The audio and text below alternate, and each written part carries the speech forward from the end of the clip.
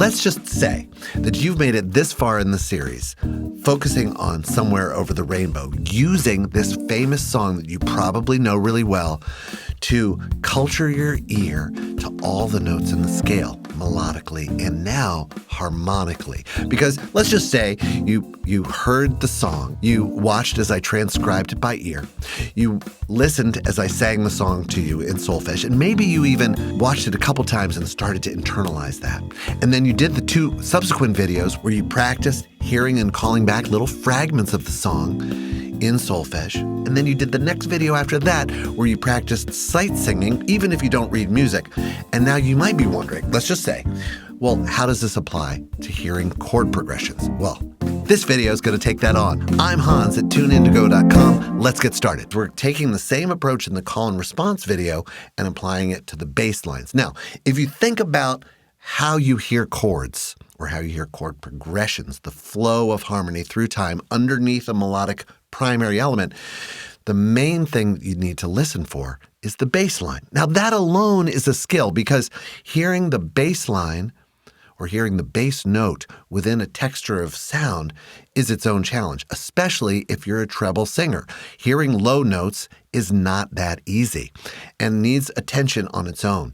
Now, within holistic ear training, we want to do it within the context of a song. So in this video, we're going to dive deep into the bass line of Somewhere Over the Rainbow and tune up your ability to hear chord progressions.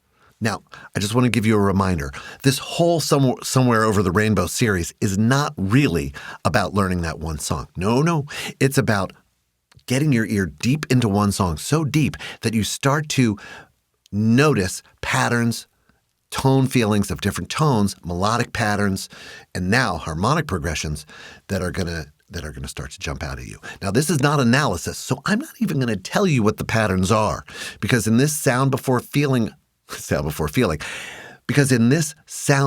symbol approach, we sideline the theoretical thinking, theory think, I think. We sideline that in place of direct experience. The only analytical tool that we use right now is solfege. Again, it's not about Somewhere Over the Rainbow. It's about using Somewhere Over the Rainbow or learning Somewhere Over the Rainbow to learn a bunch of different songs.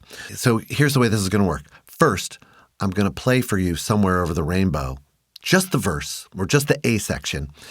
And I'm going to layer it up so you can hear first clearly the bass line. And then you're going to notice how it kind of gets sort of covered over by the other elements, the chords and the melody that also happen. While I do that, I'll sing the bass line for you in solfege, and then we'll move straight into a call and response practice of the bass line. I'll also be showing you how the bass notes generate the chord above. Now, in this song, I've done a slight reharmonization to highlight certain chord progressions, and I've made it so that pretty much everything is in root position, and I've put in there one chromatic chord. So those of you who are ready for chromatic chords, applied chords, or secondary dominants, you'll get a chance to hear that one too.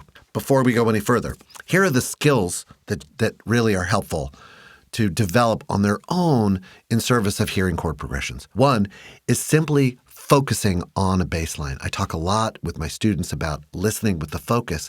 And so listening to one element and keeping your attention on that one element through the course of a whole passage or a whole piece is a central aspect of learning to listen musically. Second is taking that bass line that you're listening to or that you can hear and reproducing it in a comfortable part of your vocal range. I can't sing this note. Ba, ba. I can't really sing that. So I've got to put that in my vocal range. Ba. So as you do this, notice where your voice feels uncomfortable, like it's going up too high or maybe it's going too low. And over time, just find a way to get your ear to communicate to your voice through your imagination a place in your vocal range. And it doesn't matter if you're a skilled singer or if you think you can't sing. I'm going to start by playing it, just the bass line. It sounds like this.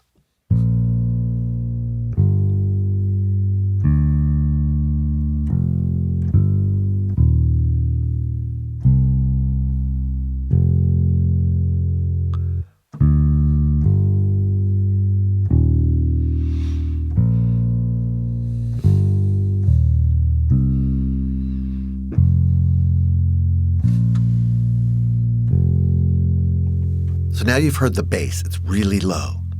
And that's the range you'd hear the bass in like a rock song or any typical pop song. It's pretty low.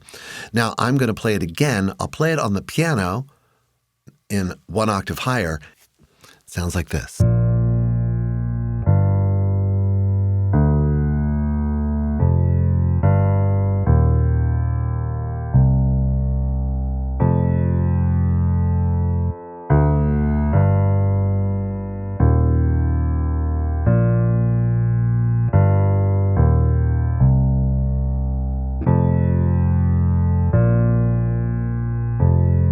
So now I'll do it again, except for now I'm going to sing the solfege as it goes. Do, la, mi, sol, la, fa, re, so, mi, la, fa, do, la, fa, re, so, do. Now I'll have those elements play while I play the tune, the melody. So you're going to hear the bass element that you're originally listening for get a little more obscured. Here it comes. Do, la, mi, sol, la, fa, re, so, mi, la, fa, do, la, fa, re, so, do. Okay, now you've got all that. The only little element for me to add still is to play the chords themselves, which are really implied by the melody note and the bass line, especially when they're in root position, which I'm telling you they are. So now I'm going to play the chords. I'm going to play them a little bit higher because they're going to stay out of the way of my baritone arrangement here on the piano. Okay, here it comes.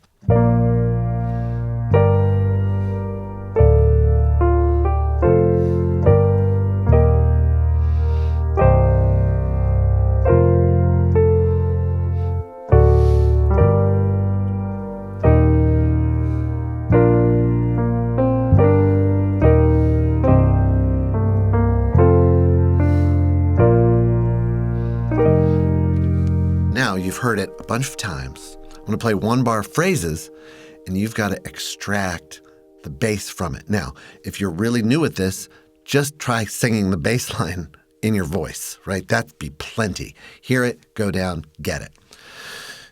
If you are getting a little more advanced, turn that thing into solfege. And once you can do that, your ability to play by ear just starts. You just start feeling it goes through the roof.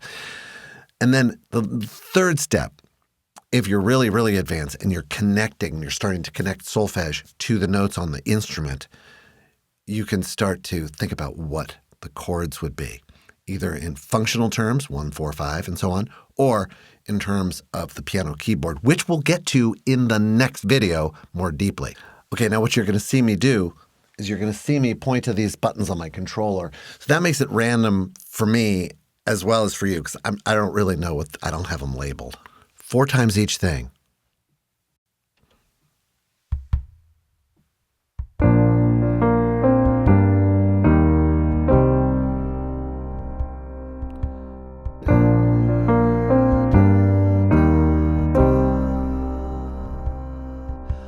Do, la, fa, re. Do, la, fa, re.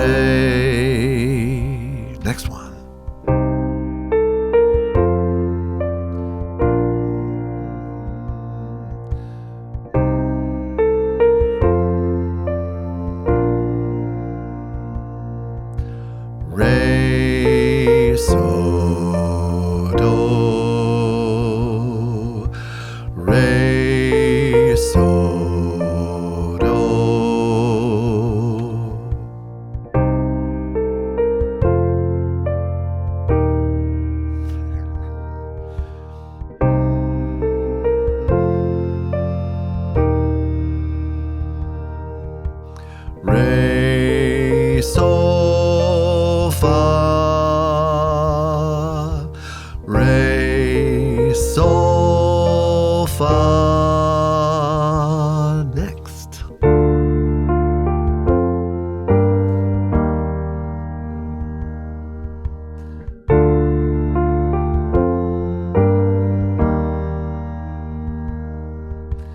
Mi, sol, la, fa. Mi, sol, la, fa.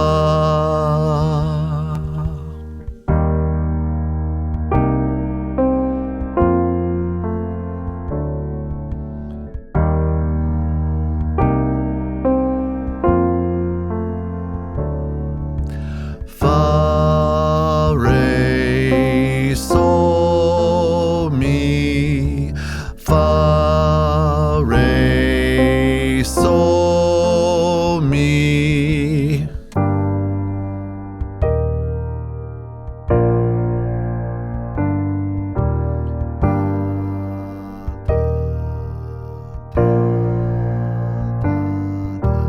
La, fa, do, la, fa, do, la, fa, do. How did you do? Were you able to find the bass notes with your voice in a comfortable range? Were you able to turn those into solfege in real time? Or would you like little bits of waiting? Did I repeat them enough? I'm really interested in helping you. So help me help you by commenting below how you did. Also, if there's a song that you would like this treatment to, where we start by learning it by ear, go to singing it in solfege, do some listening practices, work on the bass lines, and then in the next couple, what we're going to do is apply it to instruments. Let me know that too. I'm here to help you, and thanks a lot for listening.